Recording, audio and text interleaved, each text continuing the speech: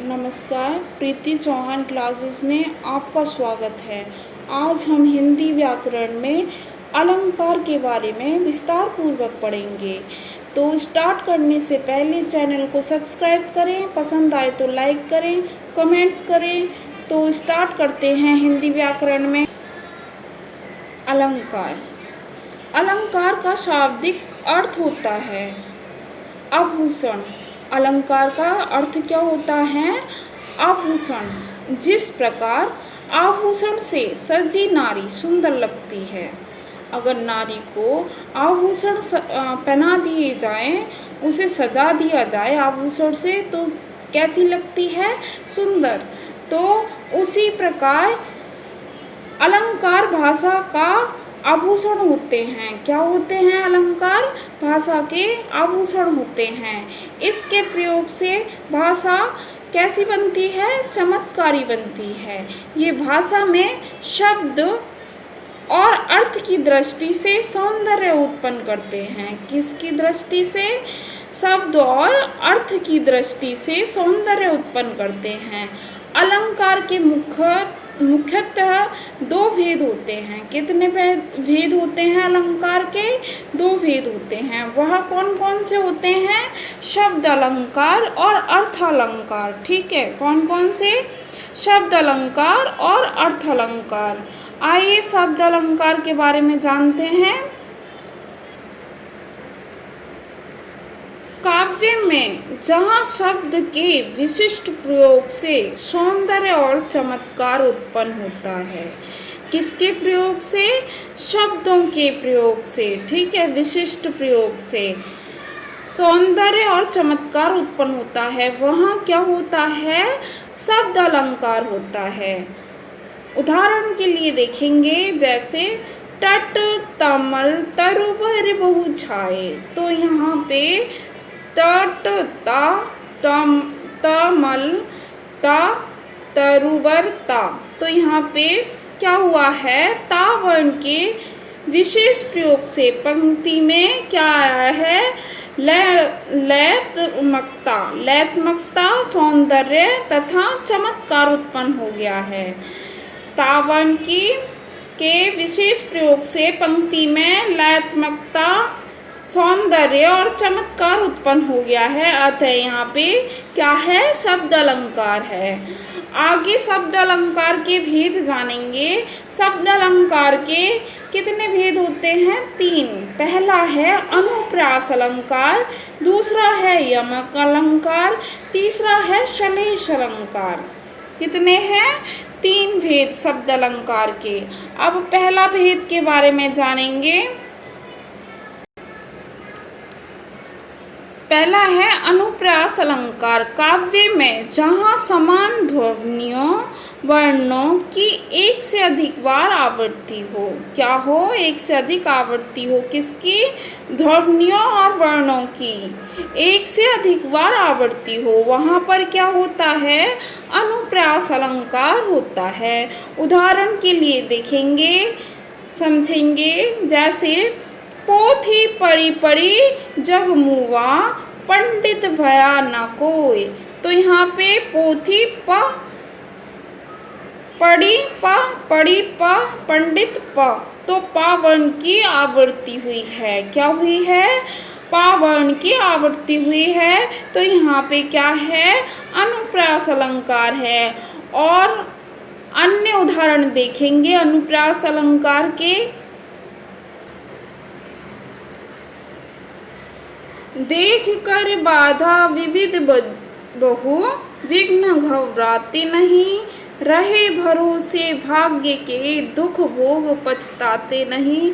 तो यहाँ पे वाह और भा भरोसे भाग्य वर्णों की आवृत्ति हुई है, तो इसमें भी अनुप्रास अलंकार है। आगे दूसरा उदाहरण समझेंगे।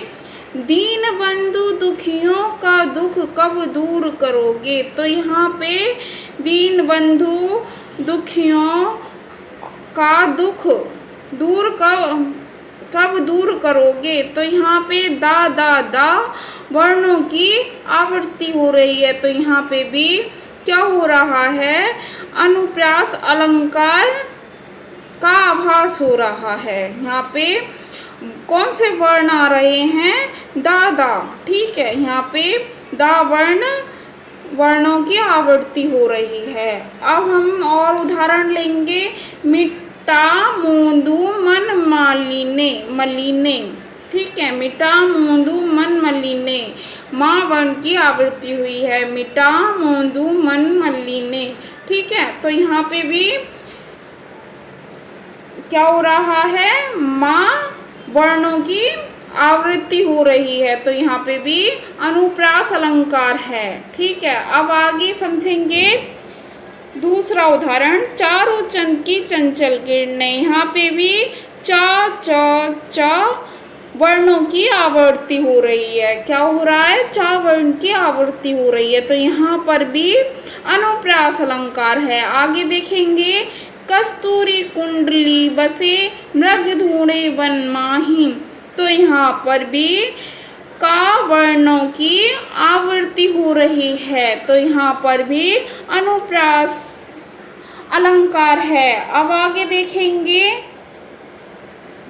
गिरी का गौरव गाकर झर झर मंद में नस नस उत्तेजित कर, तो यहाँ पे भी किसकी? गा की, झाकी तथा ना वर्णों की आवृत्ति हो रही है। क्या हो रहा है? गा झा ना की आवृत्ति हो रही है वर्णों की, ठीक है। यहाँ पे भी अनुप्रास अलंकार है। आगे देखेंगे।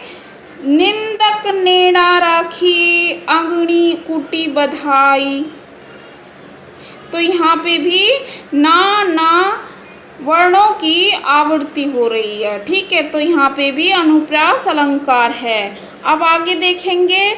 युग युग प्रतिदिन प्रति क्षण प्रतिपल प्रियतम का पथ अलोकित कर, तो यहाँ पे भी या तथा पा वर्णों की आवृत्ति हो रही है, तो यहाँ पे भी अनुप्रास अलंकार है। आगे दूसरा भेद जानेंगे शब्द अलंकार का। यमक अलंकार।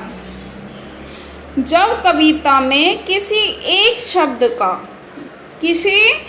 शब्द का एक से अधिक बार भिन्न भिन्न अर्थों में प्रयोग हो, एक ही शब्दों का भिन्न भिन्न अर्थों में प्रयोग हो, तब वहाँ यमक अलंकार होता है।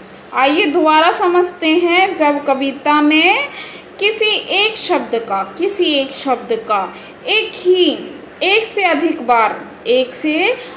बार भिन्न भिन्न अर्थों में प्रयोग हो, ठीक है, तब वहाँ क्या होता है? यमक अलंकार होता है। उदाहरण के लिए देखेंगे। काली घटा का घमंड घटा, तो यहाँ पे एक शब्द दो बार आया है और दोनों का अर्थ क्या है? अलग अलग, ठीक है। आगे समझते हैं। यहाँ घटा शब्द का प्रयोग दो बार हुआ है और दोनों बार उसका अलग अर्थ है। पहले घटा का अर्थ है बादल है तथा दूसरी घटा का अर्थ है कम होना, ठीक है। अतः यहाँ यमक अलंकार है। कौन सा अलंकार है? यमक अलंकार। अन्य उदाहरण देखेंगे यमक अलंकार के। माला फिरत जुग भया फिरा न मन का फेर, कर का मन का डारी दे मन का फेर। यहाँ मन का शब्द का प्रयोग 4 बार हुआ है। दूसरे और चौथे मन का अर्थ है मोती अथवा माला का दाना। पहले और तीसरे मन का अर्थ है हृदय का, ठीक है।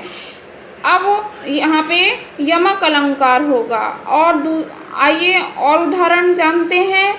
जितने तुम तारे उतने नहीं गगन में तारे, जितने तुम तारे उतने नहीं गगन में तारे। यहाँ पे तारे 2 बार आया है, इन दोनों का अर्थ अलग अलग होगा।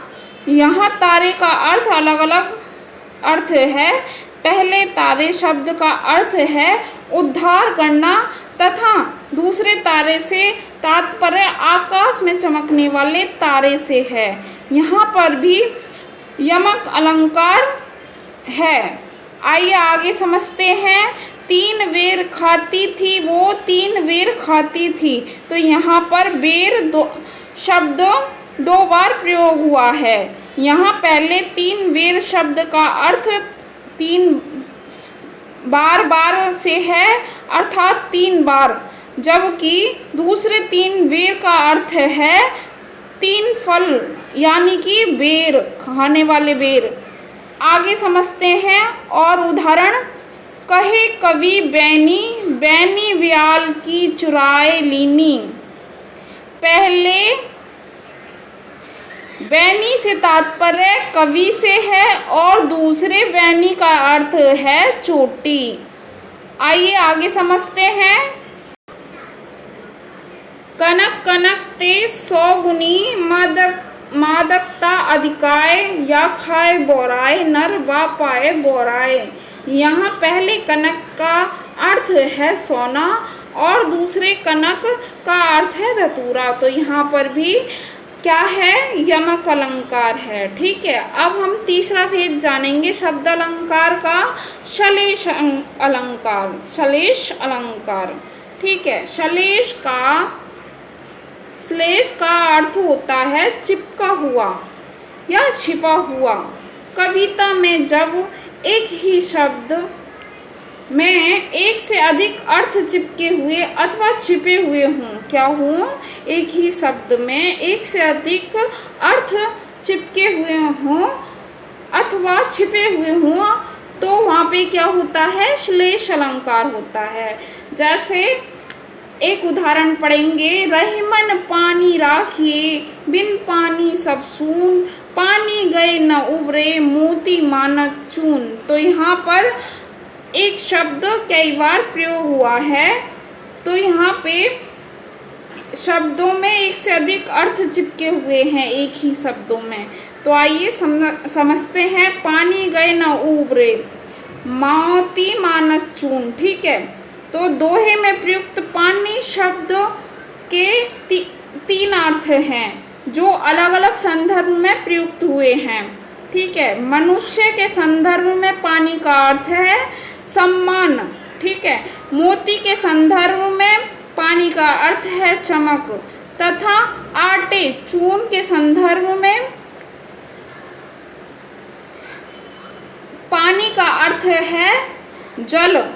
अतः यहाँ श्लेष अलंकार का प्रयोग हुआ है, ठीक है। आगे अन्य उदाहरण पढ़ते हैं। जो रहीमन गति दीप की कुल कपूत की सोए, बारे उजियारी करे बड़े अंधेरो होए। यहाँ बारे और बड़े में 2 अर्थ छिपे हुए हैं। बारे का एक अर्थ है जन्म लेना है और दूसरा अर्थ जलना, ठीक है। इसी प्रकार बड़े का एक अर्थ है बड़ा होना है तथा दूसरा बुझना। अतः यहाँ श्लेष अलंकार का प्रयोग हुआ है, ठीक है। अब दूसरा उदाहरण देखते हैं। चरण धरत चिंता करत चितवन चाहू और सुविरन को ढूंढत फिरत कवि व्यभिचारी चोर, ठीक है। यहाँ पे सुमिरन शब्द का कई अर्थों में प्रयोग हुआ है। तो यहाँ सुमिरन के 3 अर्थ हैं। क्या क्या हैं वो,